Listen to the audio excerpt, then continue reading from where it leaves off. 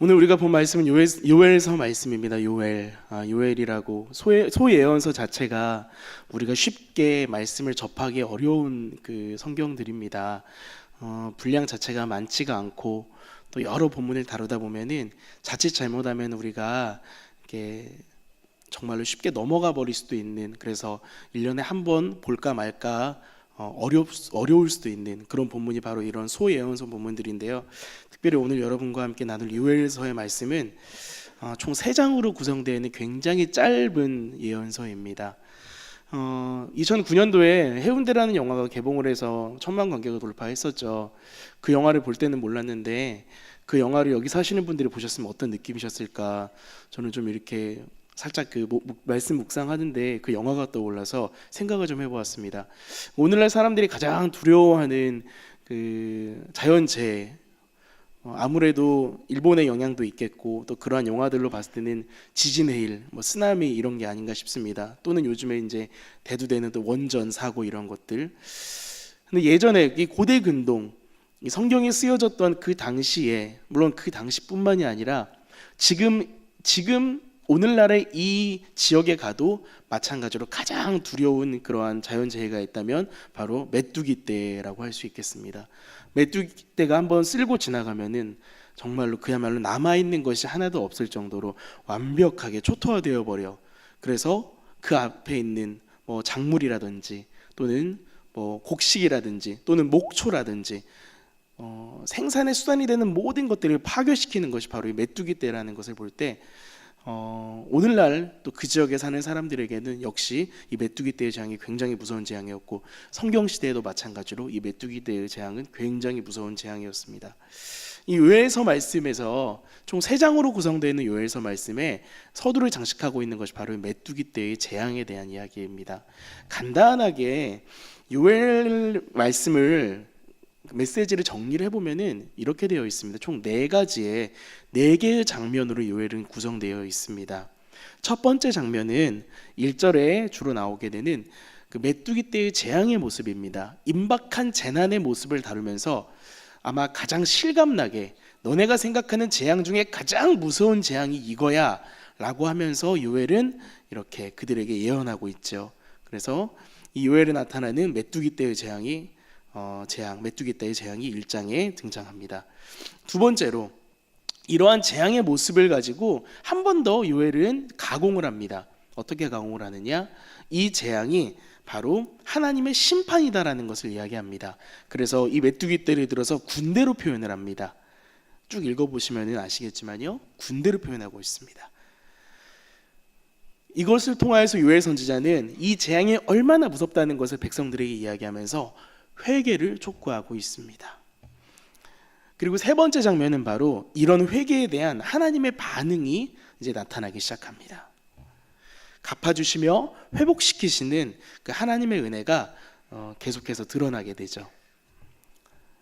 그렇게 시작돼서 마지막 장면에 이르러서는 하나님은 그 회복의 범위를 넓히십니다. 열방을 심판하시며 그분의 백성들 향하여서 영원한 복을 주시겠다고 말씀하시며 요엘은 끝을 짓고 있습니다. 대다수의 선지서들이 백성들을 향해서 이야기하는 것은 바로 이것입니다. 돌아오라는 것입니다. 여호와께 돌아오라. 다시 돌아와라. 선지자들이 외쳤던 메시지는 오직 이것이었습니다. 너희가 잘못 가고 있으니 돌아와라. 돌아와라.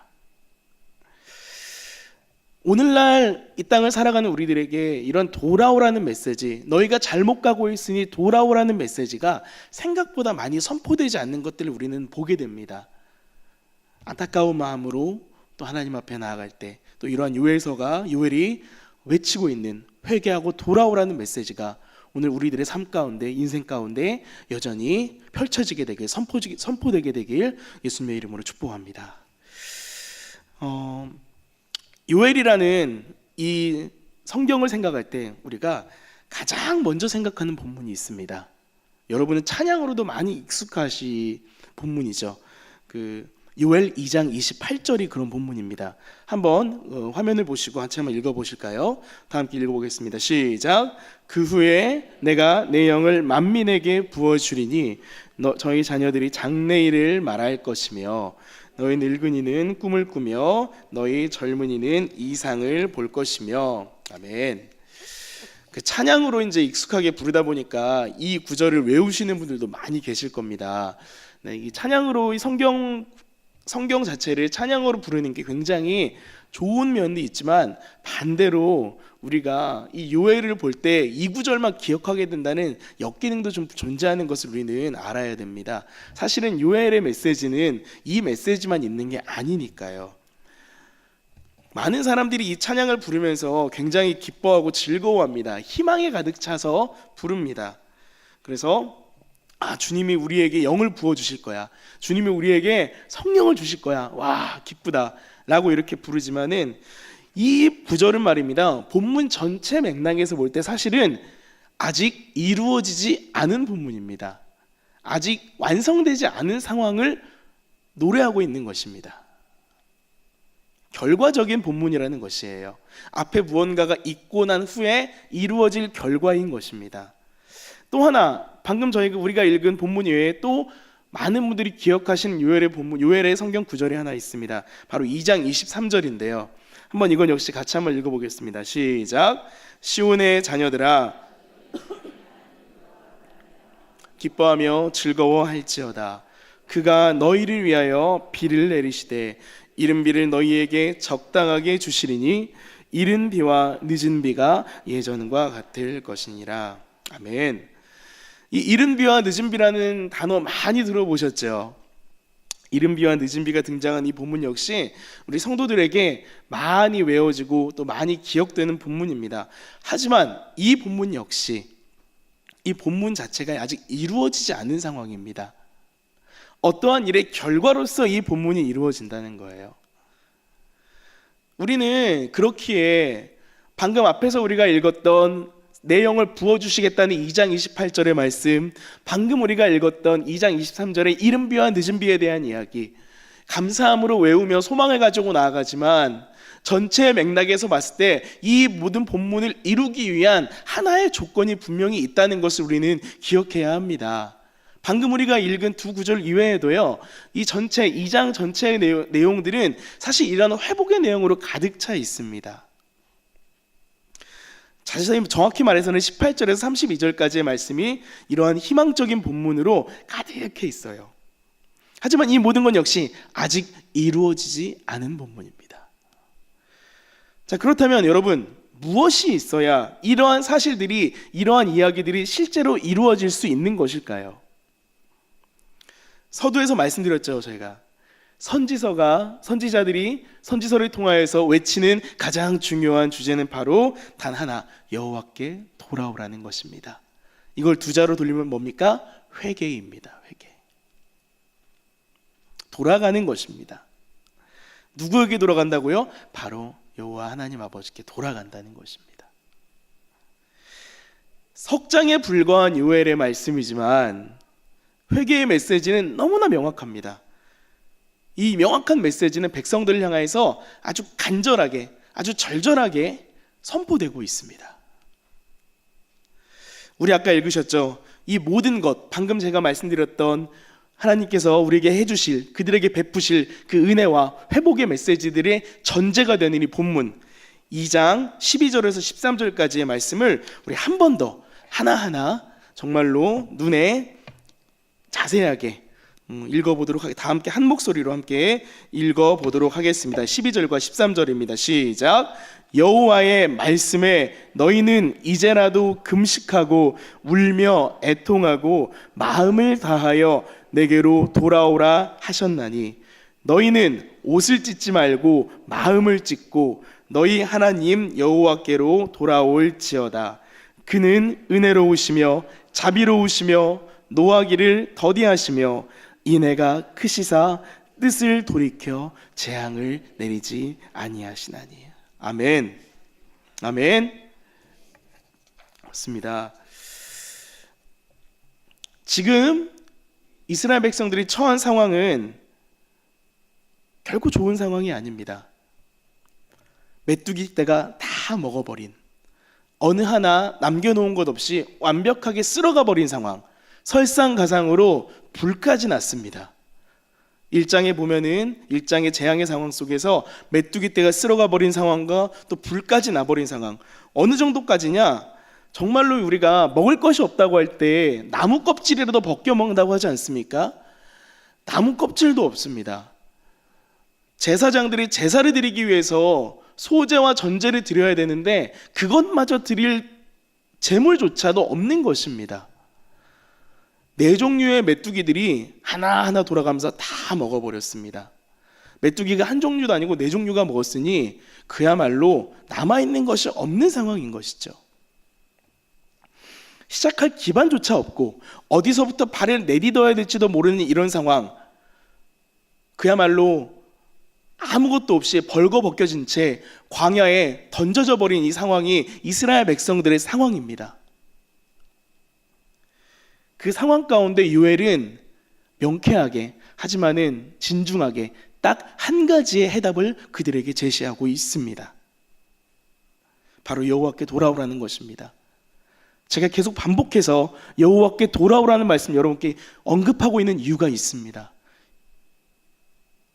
본문의 이야기는 처음부터 끝까지 돌아오라는 것이기 때문입니다. 12절에서 이렇게 요엘이 말하고 있죠. 여호와의 말씀에 너희는 이제라도 금식하고 울며, 다시 한번 읽겠습니다. 너희는 이제라도 금식하고 울며. 히브리어 원어나 영문 성경을 보면 말입니다, 본문의 시작이 방금 우리가 읽었던 12절의 시작이 이제라도라는 말로 시작이 됩니다. 이제라도라는 이 부사가 중간에 나오는 게 아니라 맨 앞에 이제라도라고 하면서 12절의 문을 열고 있다는 것입니다.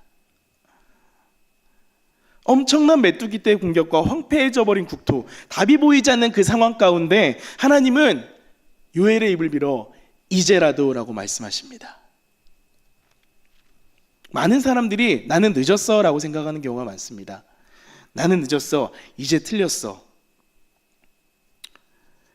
제가 되게 좋아하는 그 목사님 중에 한 분이 이제 교회 사역을 잠시 내려놓으시고 연구소 사역을 이제 하고 계십니다. 이제 그 실천 신학에 대한 연구를 하고 계신데요. 이분이 연구소 생활을 하시면서 그 대리운전을 함께 하고 계세요.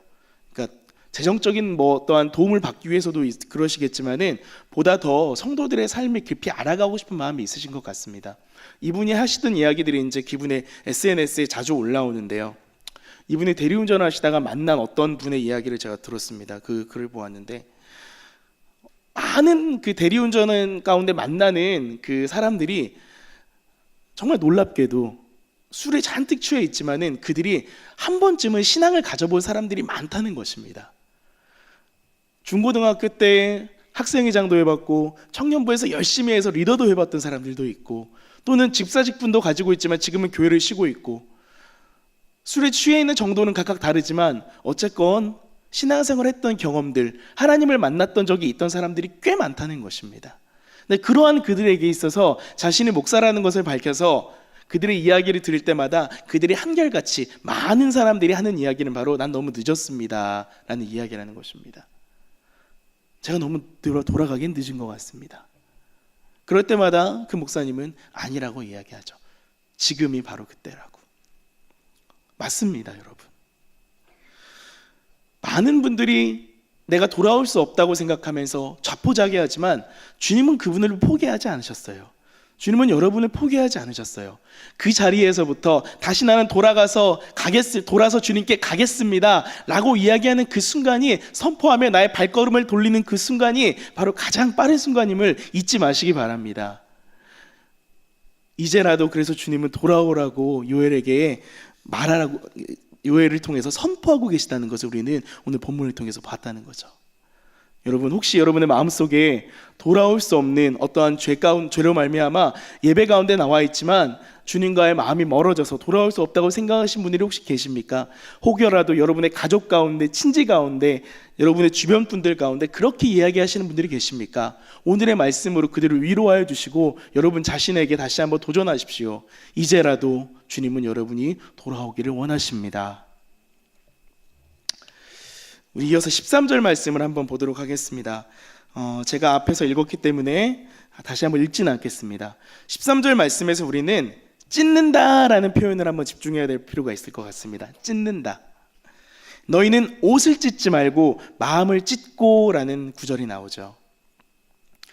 그 성경에 보면은 그 심심치 않게 옷을 찢었던 사람들의 이야기가 많이 등장합니다.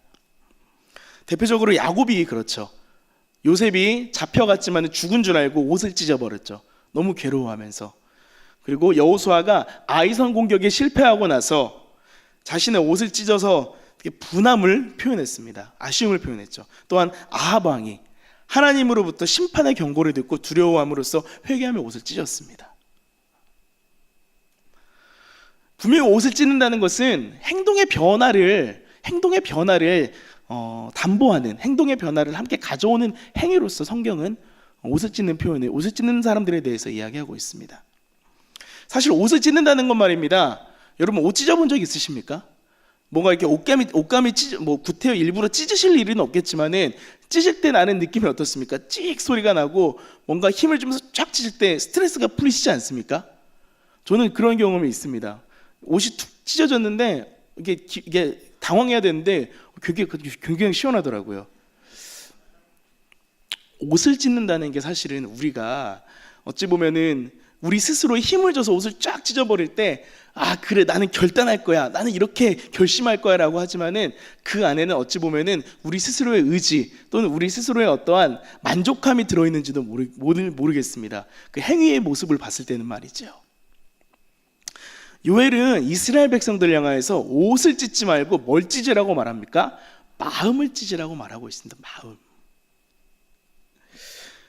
그냥 옷을 찢음으로써 너네들의 어떠한 회개 자체가 스트레스 해소요 또는 어떠한 감정적인 희열의 문제로 접근하지 말고 그야말로 너희 마음을 찢어라. 근본적인 것부터 너네가 회개의 자리로 나아가라 라고 요엘은 말하고 있는 것입니다. 외적인 행위로서의 회개의 모양이 아니라 정말로 내적인 나의 마음을 찢는 행위. 마음을 찢는다는 건 무엇을 의미합니까? 바로 상한 심령으로 주님께 나아간다는 것을 의미합니다.